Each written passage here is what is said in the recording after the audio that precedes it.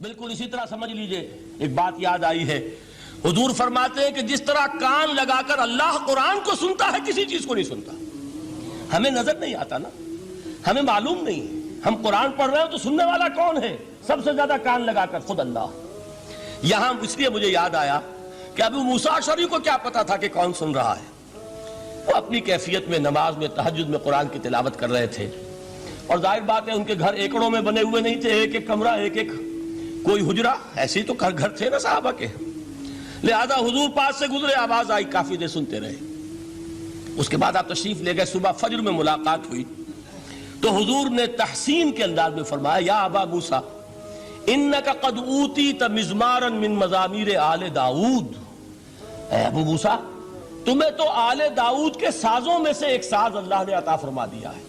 جس طرح حضرت داؤد، لہن داؤدی مشہور ہے کہ جب وہ پچھلے پہر رات کو حمد کے ترانے الاپتے تھے، قرآن میں ہے کہ پرندے شامل ہو جاتے تھے ساتھ، اور پہاڑ وجد میں آتے تھے، پہاڑ بھی ان کے ساتھ شریک ہوتے تھے.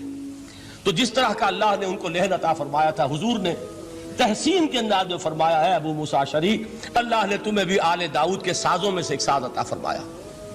بہرحال قرآن مجید کا جو یہ میوزک ہے، قرآن کے الفاظ کا جو حسن ہے، جہاں تک حسن معنوی ہے وہ تو ہر لفظ میں ہے، لیکن یہ حسن ظاہری، حسن صوتی، حسن لفظی، یہ اپنے کلائمیکس پر آپ کو نظر آئے گا سورہ رحمان میں. لیکن قرآن میں یہ سورت اس اعتبار سے بھی ممتاز ہے، اس کی 4 آیات پر ذرا توجہ کریں گے، عجیب حقائق سامنے آئیں گے. جہاں یہ قرآن مجید کے حسن صوت اور حسن لفظی کی معراج ہے، وہیں اس کی پہلی 4 آیات میں 4 چوٹی کی چیزوں کا ذکر ہے، سب سے اونچی چیزیں. پہلی آیت کیا ہے؟ الرحمن. ایک آیت ہو گئی. رحمان کیا ہے؟ اللہ کا نام ہے. کبھی آپ نے غور کیا اللہ کے ناموں میں سب سے پیارا نام کون سا ہوگا؟ رحمان. کیوں؟ اس کا مادہ کیا ہے؟ رحمت. ہمیں سب سے بڑھ کر جس چیز کی ضرورت ہے وہ کیا ہے؟ رحمت خدا بندی. نام اچھی طرح سن لیجئے اس حضور کے قول کو. حضور فرماتے کوئی شخص جنت میں مجرد اپنے عمل کی بنیاد پر داخل نہیں ہو سکے گا جب تک کہ رحمت خدا بندی دستگیری نہ کرے. کسی صحابی نے بڑی ہمت اور جرأت کا ثبوت دیا کہ پوچھ لیا، کیا حضور آپ بھی؟ جب آپ نے فرمایا کوئی شخص داخل نہیں ہو سکتا جنت میں، بہت غضبناک ہوگا. غضبان آصفہ قرآن میں آیا ہے، بہت غضبناک. رحمان جس کی رحمت جو ہے جوش میں ہے، ٹھاٹھے مارتے ہوئے سمندر کے مانند. تو یہ اللہ تعالیٰ کے ناموں میں سب سے پیارا نام. اب آگے چلیے. الرحمن علم القرآن. رحمان نے قرآن سکھایا. رحمت خداوندی کا سب سے بڑا مظہر، رحمان کی رحمانیت کا سب سے بڑا مظہر قرآن ہے. ان میں جو منطقی ربط ہے اس کو سمجھتے جائیے. اچھا آپ یہ سوچئے، جو علم بھی انسان کو حاصل ہوا وہ کس نے دیا؟ اللہ نے. سائنس کا علم نوٹ کرتے جائیے، اب چوٹی کی چیزیں جمع کیجئے. اللہ کے ناموں میں چوٹی کا نام رحمان. اللہ نے جو کچھ انسان کو سکھایا اس میں چوٹی کا علم قرآن. خلق الانسان. انسان کو پیدا فرمایا. سوال یہ کہ حیوانات کو کس نے پیدا فرمایا؟ آسمان کس نے پیدا کیے؟ زمین کس نے پیدا کی؟ فرشتے کس نے پیدا کیے؟ کیا مطلب خلق الانسان؟ اس کی تمام مخلوقات میں اس کا کلائمیکس، اس کی تخلیق کی معراج، اس کے تخلیق کا نقطہ عروج انسان ہے.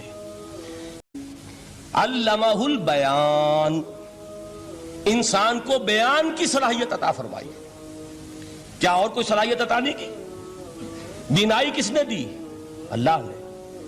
اسی طریقے سے سماعت کس نے عطا فرمائی؟ اللہ نے. کتنی فیکلٹیز ہیں، کتنے ایکسٹرنل آرگنز ہیں سینس کے، کتنے انٹرنل سینسز ہیں جو اللہ نے دیے ہیں. لیکن یہاں بھی سمجھ لیجئے جتنی فیکلٹیز ہیں ہیومن فیکلٹیز، ان میں ٹاپ کی فیکلٹی جو ہے وہ اسپیچ ہے، کلام ہے، بیان ہے. جن لوگوں نے میڈیکل سائنس کا مطالعہ کیا ہے وہ جانتے ہیں کہ یہ برین ہے، ہیومن برین، اس برین میں جو وہ اوپر ایک زرد سا مادہ ہوتا ہے، گرے میٹر، اس کی ایک کوٹنگ ہوتی ہے، یہ ہائیسٹ ایوالوڈ فارم ہے. اور اس میں سب سے بڑا رقبہ جو ہے وہ سپیچ سینٹر کہلاتا ہے. اسی لیے انسان کو حیوان ناطق کہتے ہیں. حیوان کے اور انسان کے مابین امتیاز قائم کیا گیا، نطق، گویائی، بولنا۔ اب یہ کیا چیز ہوئی؟ انسان کی صلاحیتوں میں سے سب سے اونچی صلاحیت، 4 آیتیں ہو گئی نا۔ اللہ کے ناموں میں سب سے چوٹی کا نام رحمان، اس نے جو علوم پیدا کیے ان میں چوٹی کا علم قرآن، اس نے جو مخلوقات پیدا فرمائی ان میں چوٹی کی مخلوق انسان، انسان کو جو صلاحیت اور استعدادات عطا فرمائی ان میں چوٹی کی استعداد بیان۔ جمع کیجئے نتیجہ کیا نکلے گا؟ وہ نتیجہ ایک حدیث نبوی کی شکل میں سامنے آتا ہے۔ پہلی حدیث میں نے یہی پڑھی تھی، اس کے راوی کون ہے؟ عثمان ابن عفان۔ میں حیران ہوتا ہوں وہ قافیہ یہاں بھی موجود ہے، رحمان، قرآن، بیان، انسان، عثمان، عفان، باپ کا نام بھی اسی وزن پر ہے، عثمان ابن عفان۔